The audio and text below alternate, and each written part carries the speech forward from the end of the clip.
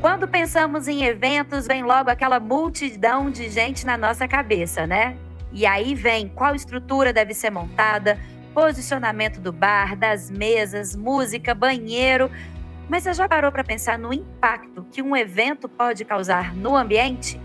Na boa, foi exatamente nessa questão que a empresa Verdear Eventos focou para que festas, shows e exposições sejam também espaço de impacto socioambiental.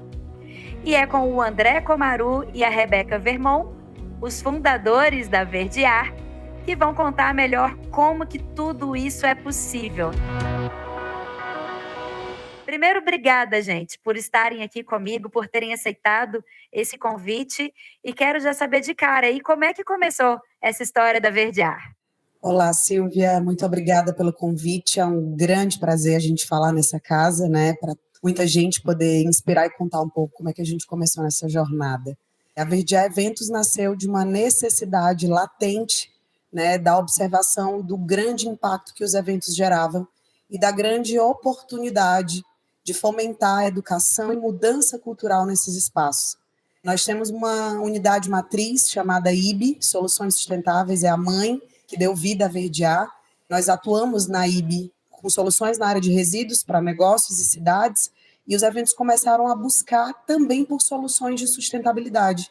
E entendendo que esse nicho era muito carente dessas atuações, nós começamos a desenhar ali um produto e estratégias voltadas para esse público específico, né? Os públicos que está nos eventos, o público circulante, esse público que é volátil, mas que tem a oportunidade de inspirar grandes mudanças, né? De consumir conteúdos, de mudar as suas próprias culturas a partir das experiências que se vivem nesses espaços de eventos. E aí eu costumo dizer que a Verdear nasceu com o propósito de criar experiências de sustentabilidade dentro dos eventos através da responsabilidade compartilhada, saindo do backstage, não sendo só para a operação, mas mobilizando o público e mudando as culturas. E aí, como é que o André chegou nessa história também? E há quanto tempo existe a Verdear? Na verdade, eu sou de Fortaleza, nascido e criado, mas estava fora do nosso país há 14 anos. E aí eu voltei para investir em projetos socioambientais aqui no nosso país. Sempre foi minha paixão. O universo me apresentou a Rebeca, um presente aí para minha vida, que virou minha sócia e minha irmã. E a gente decidiu entrar nessa loucura de transformar o mindset de seres humanos dentro de festivais, eventos musicais, enfim, eventos corporativos, eventos como um todo, né? E tem sido muito, muito recompensador a gente poder ter feedback, Silvia, de não só da produtora, né, de ficar encantada com como o evento ficou engrandecido com as atividades que a gente traz, né, de mudança de mentalidade, com essas experiências vividas, mas também o público, né, o feedback do público falando dessas experiências e o feedback dos outros colaboradores e colaboradoras da operação, né, que chegam para a gente assim, falam, cara, nunca pensei em separar o meu resíduo em casa, ou nunca tinha imaginado que eu poderia reciclar uma bituca de cigarro, sabe? Então essas intervenções, né, que a Verdear traz, elas vão muito além de trazer a sustentabilidade pontual para um evento, ela tem essa perenidade que a gente sensibiliza. Então a gente acaba mudando o mindset, tocando os corações dessas pessoas e elas saem do evento seres humanos mais próximos à causa e profissionais mais capacitados para uma entrega mais sustentável também. Isso que eu já ia te perguntar também. Você está falando dessa questão de quem ali participa dos eventos, com certeza vocês estão sempre plantando uma sementinha, né? Muita gente quer ser sustentável, mas não sabe como, não sabe por onde começar. E aí vocês mostram possibilidades nos eventos que, claro, ali são em grandes proporções, mas que todo mundo pode aplicar dentro de casa também, né?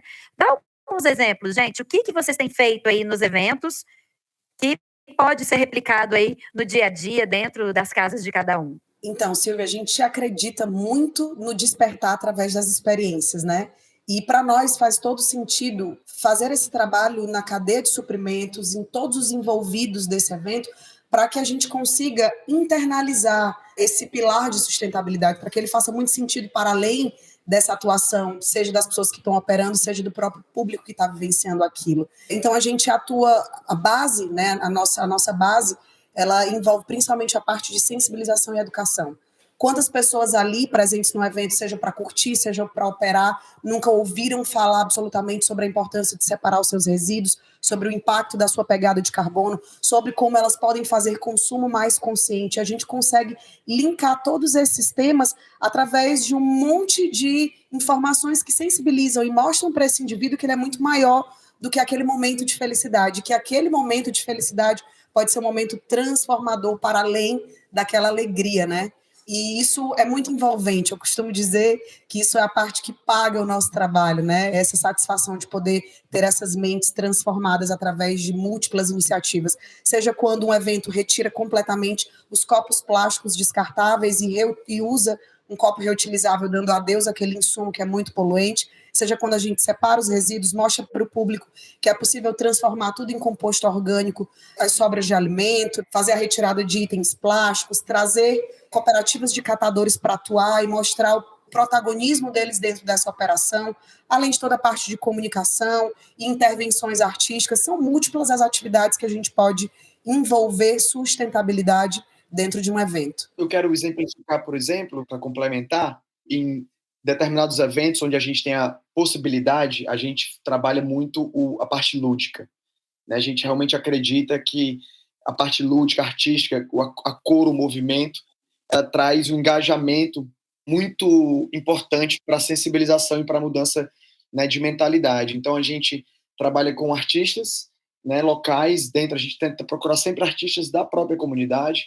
Os colaboradores que a gente traz, normalmente a gente tenta atrair, né, daquelas regiões pelas quais a gente trabalha, especialmente no Nordeste, e a gente traz intervenções artísticas como, por exemplo, a criação de uma tartaruga de mais de 80 metros quadrados, com 16 mil garrafas de vidro geradas no próprio evento, e essa tartaruga ela é construída durante os dias de evento, e ela se torna um grande imã para que as pessoas venham, sejam atraídas, e lá a gente possa desovar mensagens de educação ambiental, por exemplo, né? Então, é uma das iniciativas. Outra iniciativa muito bacana que a gente traz, que é crucial para a efetividade, né, da nossa entrega, é a troca de ideia com os colaboradores, os fornecedores, né, de bar e restaurante, antes do evento, em que a gente trabalha com uma cartilha de boas práticas, sensibiliza, capacita essa galera toda, e a gente acaba fomentando a troca dos insumos descartáveis por insumos comestíveis ou compostáveis, mais ecológicos, né? Então,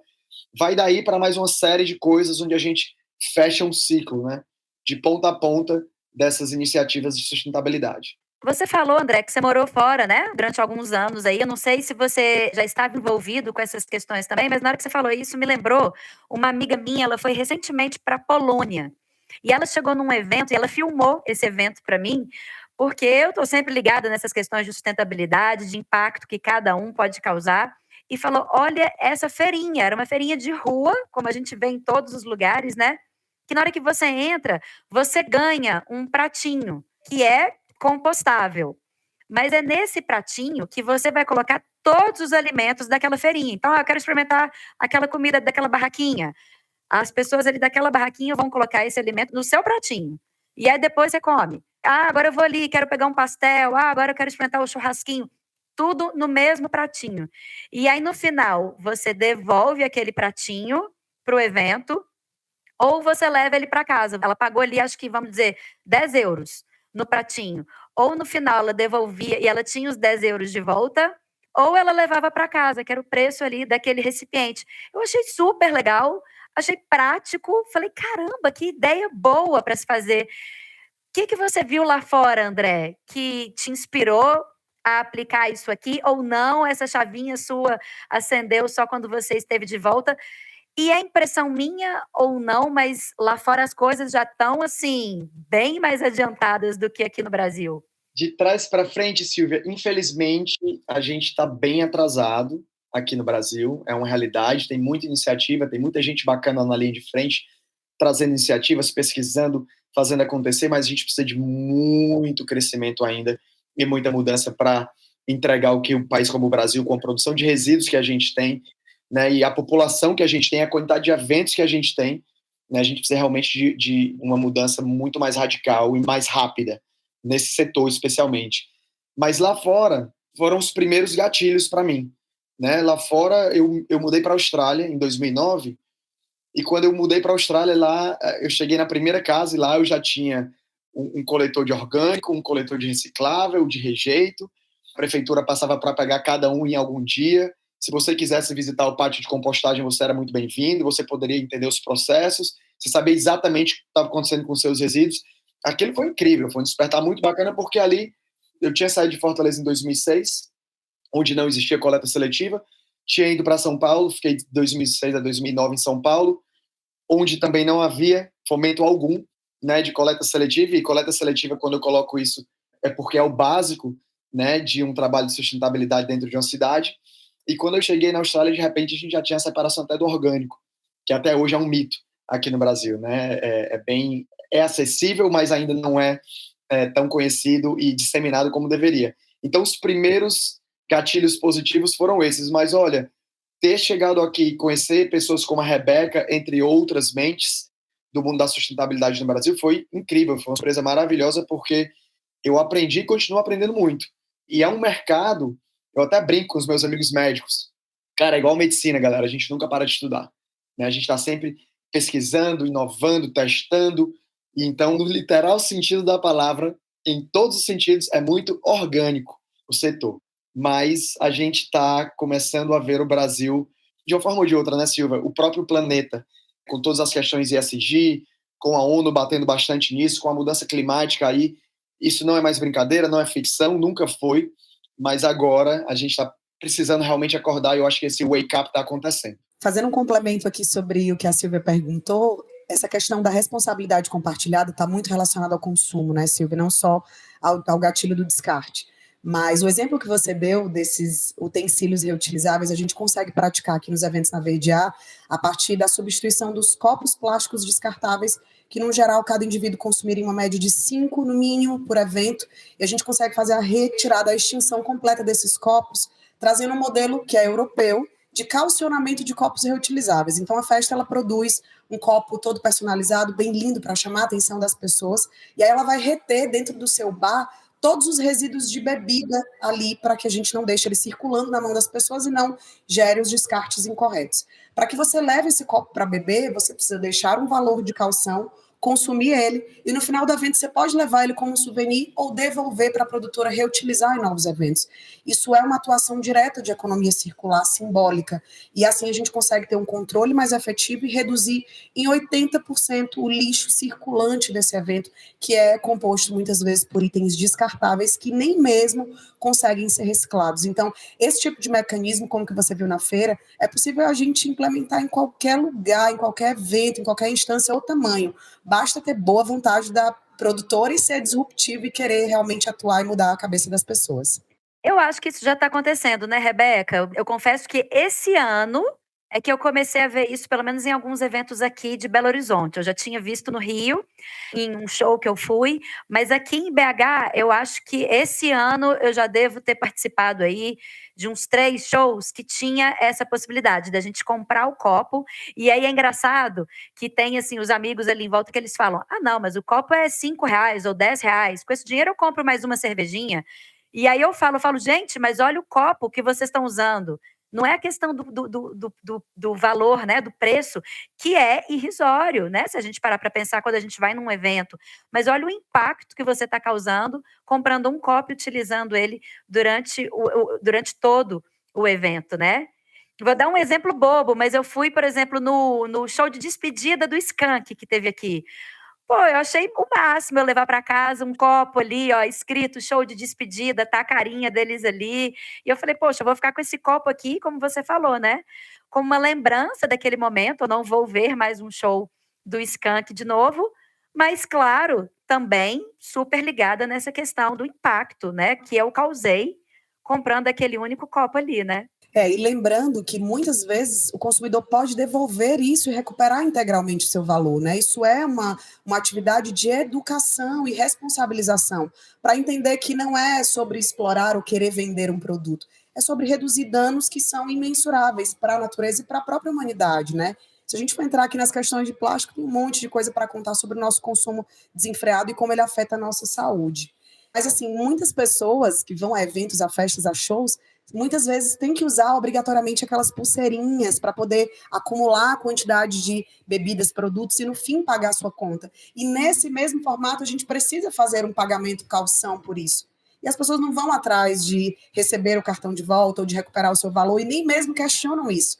Por que elas questionam quando a gente está falando de cuidar delas mesmas e da casa que elas vivem, né? Então, essa cultura que a gente precisa mudar, esse despertar que a gente tem que promover. Não adianta também a gente colocar só um insumo lindo como esse na mão das pessoas, se a gente não tiver isso massificado em comunicação por todos os lugares. As pessoas têm que entender o porquê e abraçar essa causa. E olha só, Silvia, a próxima vez que tu for num show com os teus amigos e amigas e tiver rolando esse debate, vou deixar um número contigo que é para tu falar para eles. No Brasil, por dia, são descartados mais de 700 milhões de copos. Todos os dias, no Brasil, a gente descarta mais de 720 milhões de copos no nosso país. Então, você pode fazer parte disso ou você pode ir contra a maré, nesse sentido, né? Então, vale a pena a gente ter números em mente que funcionam para essa mudança de mindset das pessoas mais próximas da gente também. Nossa, 700 milhões de copos plásticos por dia? Por dia, isso. Legal que você ter falado no show do Skank, porque a gente, inclusive, fez a sustentabilidade da despedida do show do Skank aqui em Fortaleza também, foi sensacional. Ah, que massa, que bom. E acho que as bandas também, vocês têm visto isso? A gente teve um exemplo recente aqui no Brasil também, na questão de sustentabilidade nessa parte de eventos, do Coldplay, né? Que eles também tinham uma pegada muito sustentável em vários quesitos, tanto na estrutura, quanto da plateia, ajudando ali também, né? Na produção de energia. Vocês têm visto os produtores, as bandas, os artistas também mais preocupados com isso? Então, Silvia, é muito interessante que foi um posicionamento, né, do Coldplay de preocupação a nível global das questões relacionadas à mudança climática e como o impacto gigante que eles geravam para mobilizar todos esses eventos. E foi uma forma de compensar isso, de neutralizar isso. Se a gente puder te dizer se a gente consegue compensar o que a gente descompensa, efetivamente não. Mas a gente consegue causar um modelo de transformação, uma engrenagem de transformação, para que a gente vá vendo essa inspiração por todos os lados. Se a gente já via antes do Coldplay ações mais tímidas, depois desse evento, a gente pulverizou, disseminou fortemente. E aí muitas produtoras começaram a atentar que isso era uma ativação que causa um envolvimento do público.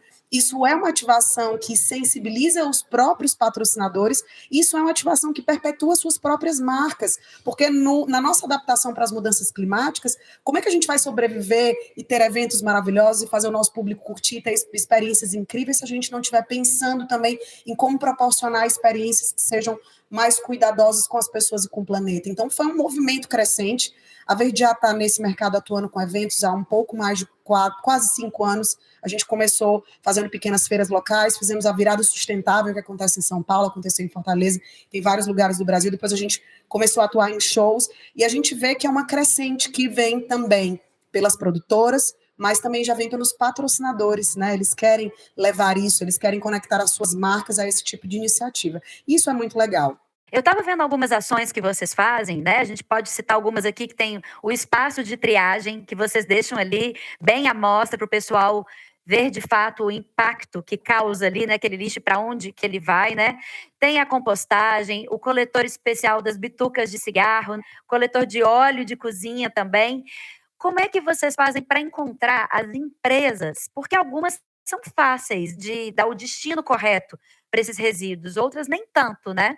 Como é que vocês fazem para encontrar essas empresas e cooperativas que dão o destino correto aí para esses resíduos, que na verdade são as parceiras de vocês nessas ações todas? Por exemplo, a bituca de cigarro, vocês destinam elas para onde? Ainda tem essas empresas, essas cooperativas fáceis de serem acessadas? Bom, eu posso dizer que se você quiser, a gente pode fazer um evento em qualquer lugar desse país, de forma mais remota, a gente consegue levar essa experiência para você.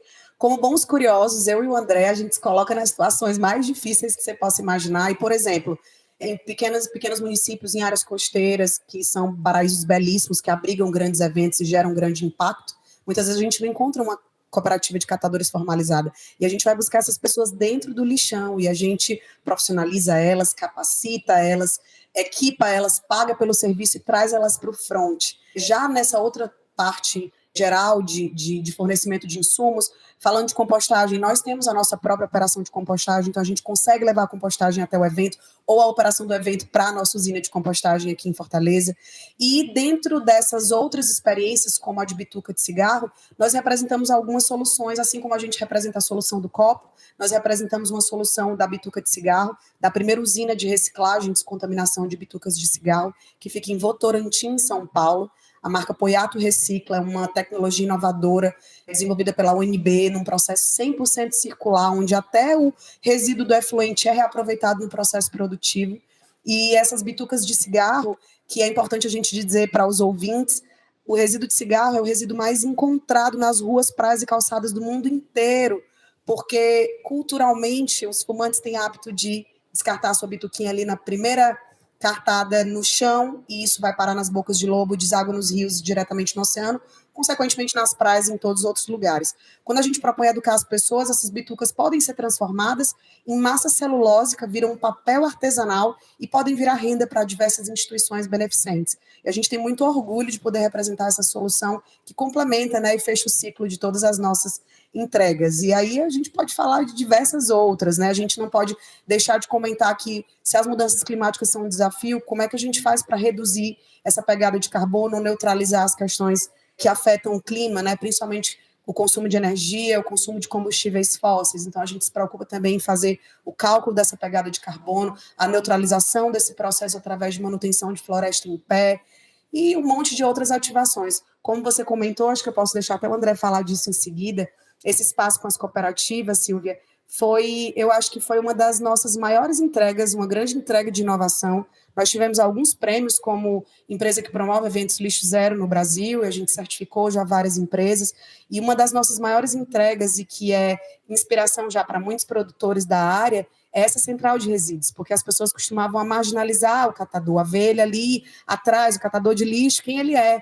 E a gente traz essa galera para o front, mostra que aquele espaço pode ser bonito, agradável, lúdico, e que pode informar até mesmo o seu impacto. Vou deixar o André falar um pouquinho mais disso, porque senão eu tomo aqui o espaço. A cereja do bolo desses eventos é a gente luta muito para ter essa central de resíduos em um lugar onde as pessoas podem ver essa galera trabalhando, podem acessar a mente, beber dessa fonte de informação que são essas pessoas, né?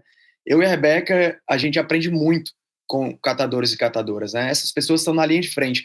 Para você ter uma ideia, Silvia, o Brasil produz em torno de 90 milhões de toneladas de resíduo por ano, a gente recicla apenas 3% disso, em torno de 3%. E em torno de 90% de tudo que a gente consegue reciclar no Brasil hoje é trabalho de cooperativas, é trabalho de catadores e catadoras em situação de rua.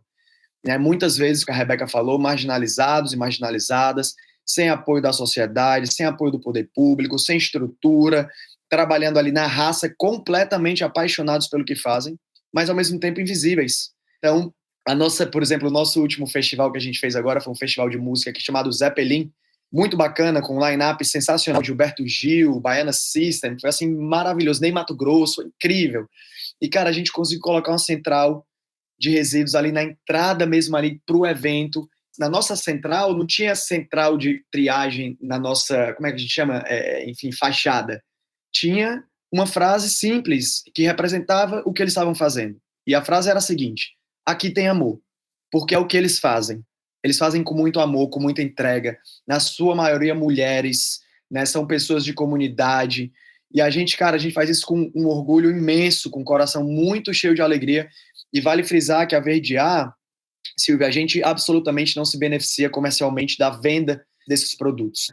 Então, tudo que vem para a central de triagem é segregado por essas pessoas, das quais recebem, como a Rebeca falou, capacitação, uniforme, EPI, estrutura, muito amor. E depois que aquilo tudo está separado, toda a comercialização, todo o benefício financeiro, o lucro daquela comercialização fica para esses profissionais e essas profissionais. Então, é um trabalho que a gente faz com muito amor, porque, essas pessoas são verdadeiros agentes ambientais, e 2, elas estão na linha de frente há muito tempo fazendo um trabalho, né, que hoje não é entregue por ninguém como é entregue por eles e por elas, né? Então, a gente tem muito orgulho de falar isso. Inclusive, a gente fez um evento para a Kite Brasil Eventos, foi a primeira etapa do Campeonato Brasileiro de Kitesurf, que aconteceu aqui na praia do Guajiru, no município de Trairi, aqui no Ceará, costa oeste, a mais ou menos 200 quilômetros de Fortaleza. E foi um evento de 7 dias, a gente estava lá, e a nossa central estava assim, numa posição ao lado do palco, né, onde as pessoas iam receber lá as premiações, os atletas. E no dia da premiação, a gente começou com a produção do evento e decidimos que os primeiros premiados que iam subir ao pódio, seriam os catadores e as catadoras que estavam lá trabalhando com a gente. Eu falo isso, me emociono, porque foi muito lindo. Foi um pôr do sol maravilhoso, depois de 7 dias de evento, e a gente colocou eles em cima do pódio, e eles e elas, eles falavam assim, ai, meu Deus, eu não quero falar. Eu falei, cara, é tua hora, tá aqui o microfone, solta a voz. E, cara, e lá eles pegaram a mensagem e deram uma mensagem linda, com muito amor para todo mundo lá. Olha, vocês atletas que trabalham no oceano, que têm um lifestyle abençoado por estar no oceano, que pegam essas ondas, que velejam com esse vento, ajudem a gente, porque quando vocês ajudam a reciclar, vocês estão ajudando o seu meio ambiente também, e principalmente o oceano. Cara, foi mágico. Então, essa entrega, ela é crucial, e a gente sempre luta muito por esses espaços e por essa voz que é tão importante que essas pessoas tenham. Só mais um complemento aqui, a nossa advocacia é pelo todo, então a gente se envolve no evento pensando em como minimizar os problemas, os impactos. Propor redução, propor a troca de materiais alternativos na parte de produção, de cenografia, de insumos no geral. E tudo que fica depois desse evento a gente tenta ressignificar. Então a gente vai tentando descobrir quem são os artesãos locais, o que eles fazem, como promover renda para esses lugares. E aí até mesmo banners, lonas, né, materiais dessa natureza, a gente consegue levar oficinas e capacitar mulheres para virarem empreendedoras dessa área, transformarem esses resíduos em novos insumos, gerarem renda para esses locais. Nós já temos, né, um escopo de parceiros que atuam nessa frente para a gente, mas para que a gente promova economia em todas as pontas e ressignifique muitas vezes o que os eventos causam e que a gente não conseguiu mitigar lá atrás. Então faz parte da nossa advocacia esse trabalho de redução também, né, e de reestruturação desse caminho de todas as matérias-primas. Além disso, é impossível desconectar a pauta de diversidade, de inclusão, de equidade, todas essas coisas que permeiam a sustentabilidade ambiental e social. Estou aqui encantada escutando vocês, e eu acho que tudo que vocês estão falando é a definição da palavra sustentabilidade, né? Porque quando a gente fala de sustentabilidade, está muito ligado ainda à questão de preservação ambiental, só do meio ambiente, mas a sustentabilidade é isso, né? É quando está bom para todo mundo, é quando todo mundo se beneficia ali. Então, quando vocês falam aí da questão dos catadores, isso é sustentabilidade, né? Vamos deixar isso claro, porque a gente está fomentando a economia, porque está bom para eles, está bom para quem está participando do evento, está bom para vocês que estão ajudando a promover, para os artistas, para o ambiente. A sustentabilidade é isso, né? É literalmente a palavra, né? Que hoje em dia é muito ligada só ao ambiente, mas não, a questão social está aí, né? Essa economia circular. Eu estou muito encantada com tudo que vocês estão falando aí. Quando vocês falam que vocês têm o certificado do Lixo Zero, né? Do Instituto Lixo Zero, que vocês ganharam essa certificação, eu fico ainda mais encantada porque, se não me engano, veio através de um evento de Réveillon, não foi isso? E o Réveillon, a gente tem aí um exemplo clássico aí das praias de Copacabana, quando a gente vê no dia 1º de janeiro aquela cena lamentável, né? Que a gente vê aquele mar de lixo nas areias, e aí vocês vêm mostrando que grandes eventos também podem causar grandes impactos. A Verdear pega evento de tudo quanto é tipo, de tudo quanto é tamanho, desde um Réveillon até um evento aí de kitesurf ou shows. Vocês estão prontos para encarar aí qualquer tipo de desafio? Silvia, pode chamar a gente para BH que a gente está pronto para ir. Para a gente não há limitação, né? Desde que a produção do evento tenha tesão em fazer isso, que ela se abra para essa ideia, ainda que ela não saiba como fazer. A gente está aqui para ser esse braço e essa operação e inspirar ela para essa mudança. E uma vez isso engatilhado, voltar é impossível, né? É uma cultura que realmente perpetua. A gente está aí para atuar em todos os tipos de eventos, sejam eventos corporativos, a gente faz eventos corporativos, a gente faz eventos esportivos, a gente faz festivais, a gente faz shows, então não tem limitação, né? Fazemos feiras também, todo tipo de evento pode ter iniciativas sustentáveis. E essa história da certificação começou quando eu liguei para o André e disse, cara, eu tenho um desafio enorme aqui para a gente, fala. É o seguinte, a gente vai fazer um evento em Icaraí Diamantada e o outro no Piauí. Eu preciso estar aí, você precisa estar aqui, a gente tem que fazer esse negócio simultâneo e vamos fazer os 2 eventos e receber certificação Lixo Zero. Topa? Topa. grande loucura, né? E aí a gente entregou a nossa alma, a nossa vida, o nosso amor, fizemos um trabalho de imersão nessas comunidades, trouxemos as melhores experiências para esses réveillons e conseguimos certificar os 2 com nota maravilhosa, né? Motivo de muito orgulho, o que trouxe para a gente uma grande expertise de poder inspirar outros eventos a também iniciarem, né, a busca pelas suas certificações, mostrando esse compromisso, porque a gente acredita que a certificação ela é só um retrato de um resultado, de um esforço, de um amor que foi empregado ali, né, para que você fique de lembrança e ela mostre, e ela consiga ser a demonstração disso, para que você se orgulhe, né, e que todas as pessoas possam ver e reconhecer o que foi feito ali. E é muito legal porque isso deixa grandes legados nas comunidades, porque a gente faz uma entrega final, e essa entrega final não é apenas esse certificado, é o que a gente deixa nesses locais. Quais são as articulações que a gente promove ali? Que realidades a gente consegue transformar para além dessa certificação? Então, são muitas coisas que trazem essa felicidade, né, essa realização para a gente, que realmente contribuem na mudança dos lugares.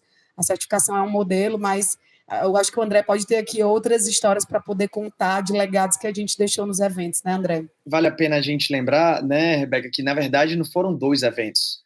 Foram 2 festas gigantescas de Réveillon. Era uma em Caraí-de-Amontada, que fica a mais ou menos 230 quilômetros de Fortaleza, e a outra em Barra Grande, no Piauí. E a Rebeca foi para o Piauí, eu fui para Amontada, e foram, tipo assim, 10 dias de festa, uma geração de resíduos absurdas, em 2 municípios que não têm aterro sanitário, né, eles são municípios que têm lixões, infelizmente, e um lixão, para quem nunca foi, que estiver ouvindo aqui, pessoal, se você tiver a oportunidade de ir no lixão, no dia que você fala assim, cara, é o seguinte, eu preciso me sensibilizar, o que é que eu faço? Vá no lixão, converse com as pessoas que trabalham lá, sinta o cheiro, o calor, sinta as moscas pousando em cima de você, e aí você vai pensar muito antes de não se responsabilizar, né, pelo resíduo que você produz. Mas, enfim, a gente conseguiu desviar muitas toneladas de resíduo que antes iriam direto para o lixão do município e foram ressignificadas e beneficiaram catadores e catadoras do lixão do município. Então, a gente vai lá, tira essa galera lá, leva para o evento, eles trabalham naquelas condições incríveis que a gente proporciona e se agregam na sombra, tomando um cafezinho, comendo um pãozinho com almoço, com cachê pago, se divertindo também, trocando uma ideia com uma galera que jamais saberia da existência deles. Então, é um trabalho, e aí eu volto lá para o que você falou, né, Silvia, é bom para todo mundo. E é por isso que as nossas entregas precisam ser sempre de cunho socioambiental. Né, a Verdear não é uma empresa que cuida do meio ambiente, a gente toma conta da comunidade e a gente toma conta da natureza. Né, e assim a gente toma conta do nosso planeta. A gente não acredita em mudança efetiva, em uma mudança perene, realmente, se a gente não tiver a comunidade envolvida nisso. E são 3 pilares: é a comunidade, é o poder público e a iniciativa privada. Né? E eu aproveito para alfinetar aqui o poder público no Brasil inteiro, porque tem muito trabalho de casa para fazer, sim.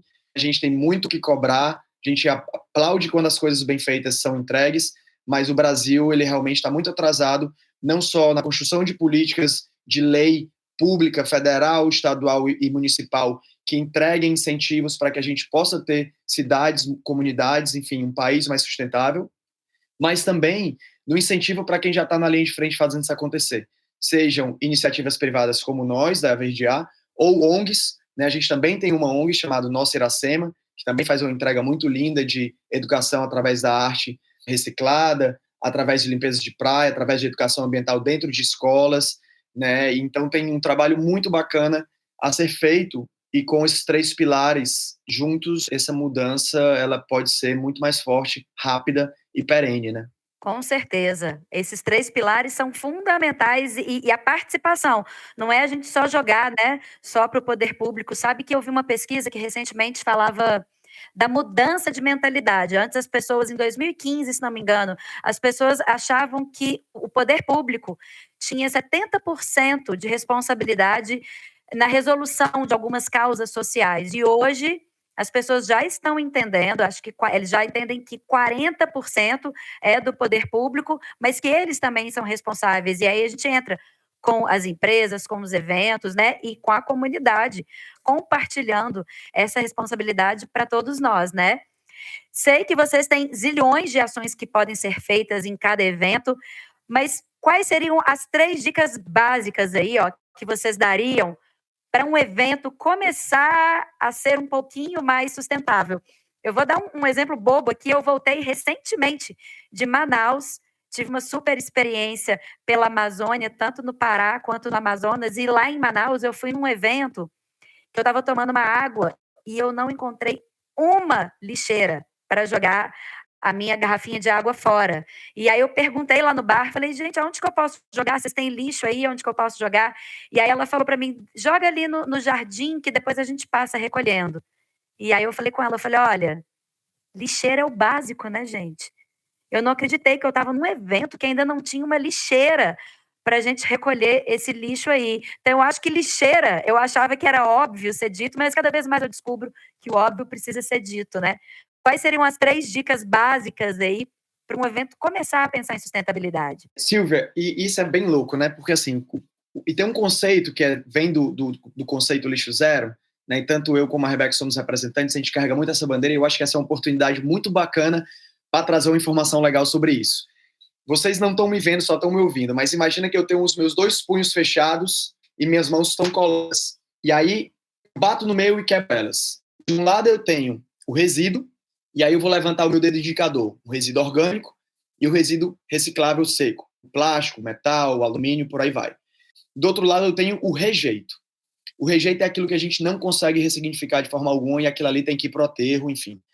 Quando a gente pega esse resíduo orgânico, o reciclável seco e o rejeito e mistura, a gente está chamando isso de lixo. Então, naquele momento que você estava lá na festa no Amazonas ou no Pará, agora não sei qual das duas regiões, você tem uma garrafinha de plástico na sua mão. Aquela garrafa jamais vai ser um lixo. Aquela garrafa é um resíduo reciclável, ela gera economia para cooperativas, catadores e por aí vai. O básico hoje que a gente gostaria de ter dentro de um evento sustentável não seria uma lixeira, seriam coletores, porque lá a gente coleta, a gente segrega, a gente chama de coleta seletiva. Lá a gente vai fazer, né, a segregação em loco, onde o próprio público vai fazer sua parte.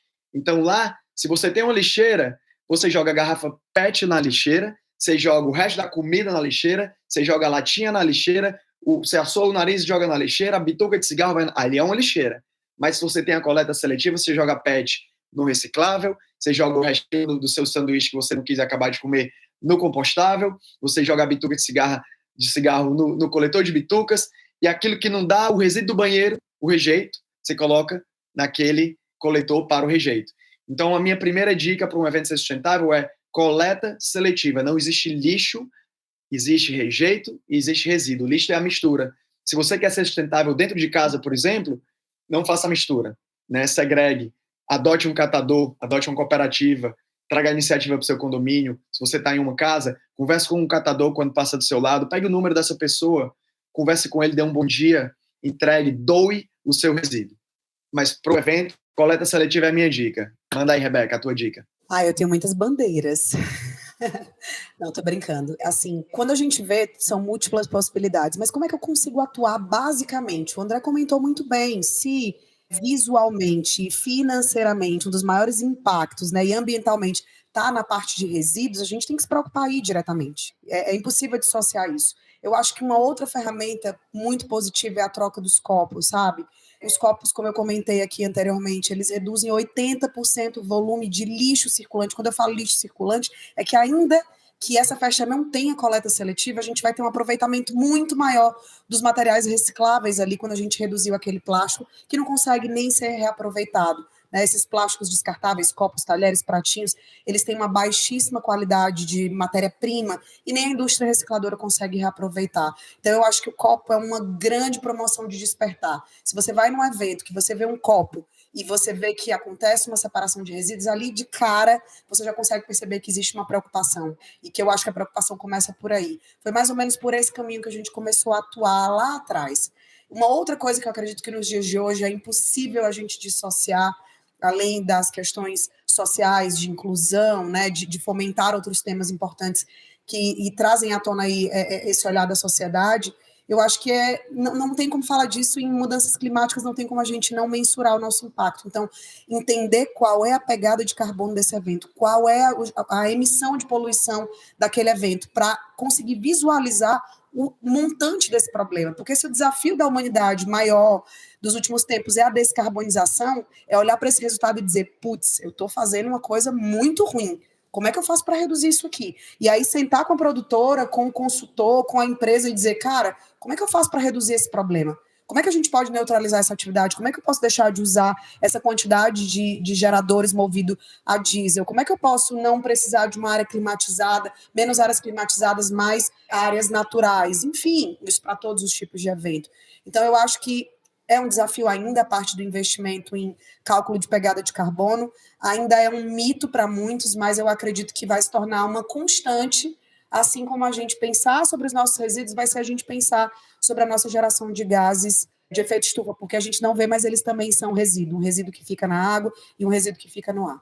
Como o impacto é uma das nossas grandes paixões, a gente traz também o impacto para a interação com o público. Nos últimos eventos, nós trouxemos painéis de impacto interativo, mostrando ali, ao vivo, né, numa atualização de a cada 1 hora, o que nós geramos de impacto positivo da natureza, quanto nós deixamos de emitir de gases de efeito estufa, quanto nós deixamos de enviar para aterro sanitário, quanto nós economizamos de água, de petróleo, de energia, quantas árvores poupadas, quanto em renda gerado para os catadores, para que as pessoas saiam dali com um dimensionamento para além do resultado final daquela entrega de relatório que a gente faz, que a produtora se orgulha, mas como o público pode perceber isso de fato, além das ações, visualizar esses números e entender que isso tem expressão, né? Então, eu queria falar disso, isso é motivo de muito orgulho. Gente, eu estou muito feliz de ter conversado com vocês, de estar aqui divulgando esse trabalho tão incrível que vocês fazem, de tanto impacto social, ambiental, para todos os lados. Pode chamar impacto aí do que for que vocês realizam, né? Onde que encontra vocês? Já que você falou, ó, estamos querendo vir para BH, vou fazer questão de divulgar aqui, mas que também quem estiver nos escutando aí por todo esse Brasilzão pode também contactar vocês, não é isso? Onde que encontra? A VDA faz eventos em vários lugares no Brasil, a gente tem muitas parcerias, e se você quer levar a gente para o seu evento, você pode entrar em contato através das nossas redes sociais, eu acho que deve ser um dos canais mais fáceis, @verdeareventos, e vocês vão encontrar a gente, dá lá um alô no direct, que a gente vai ter o maior prazer de poder atender, né, André? Demais, com certeza, galera. Entrem em contato. E aí eu quero aproveitar para deixar aqui também o @ do nosso braço institucional de ONG, né, que é a nossa Iracema, que a gente faz um trabalho muito lindo também, com foco na proteção e regeneração do oceano. E a gente está lá também nesses mundos digitais e chama-se @nossa_Iracema. Conecta lá que é tudo nosso, galera. Perfeito, obrigada, gente, por esse bate-papo. Espero aí que mais e mais produtoras procurem vocês e tenham essa consciência também. A sustentabilidade ela pode ser aplicada em qualquer nicho, está aí à disposição de qualquer um, dentro de casa, fora de casa, e que a gente leve essa mensagem aí para cada vez mais pessoas. Obrigada por estarem aqui comigo hoje, viu? Gratidão imensa. Obrigado você, Silvia. Prazer enorme para a gente. Eu queria deixar uma mensagem final para todo mundo que está aí nos escutando, né? E uma vez eu fui perguntado assim, André, se tu tivesse o microfone do mundo, qual era a mensagem que tu ia deixar para a galera? E aí eu deixo a mensagem, na verdade, de um cara que eu admiro muito, chamado Robert Swan, que é um biólogo que tem um projeto lindo de regeneração e proteção dos 2 polos. E ele fala o seguinte: a maior ameaça ao planeta é pensar que uma outra pessoa irá salvá-lo. Então, a revolução começa dentro da gente, é nisso que a gente acredita, e se a gente pensar dessa forma, cara, nada vai parar a gente de mudar esse planeta para um destino melhor. A gente faz parte de uma geração que pode morrer com esse planeta, ou a gente faz parte de uma geração que tem a responsabilidade e pode mudar o destino dele, né? Faça a sua escolha. Perfeito, adorei, André, obrigada e obrigada, Rebeca também. E eu espero que quem tem aí nos escutado também tenha sido muito inspirado por esse papo aqui, onde eu aprendi tanto, refleti tanto. E o Na Boa é assim, são pessoas, histórias e ideias inspiradoras, sempre à disposição nas principais plataformas de podcast. E eu espero você no próximo episódio.